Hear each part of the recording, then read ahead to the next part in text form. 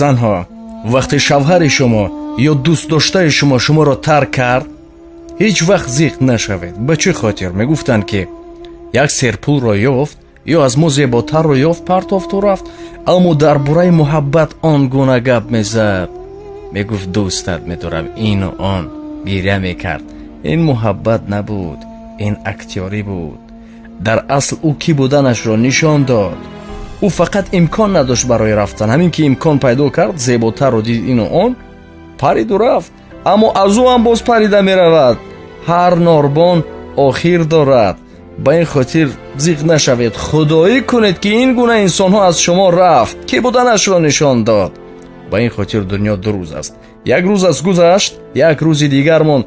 ба хубӣ гузаронедаш. зиқ нашавед зинҳор. к чорт ин гуна мардҳо. ба ин хотир дил ки доред, дилдор пайдо мешавад.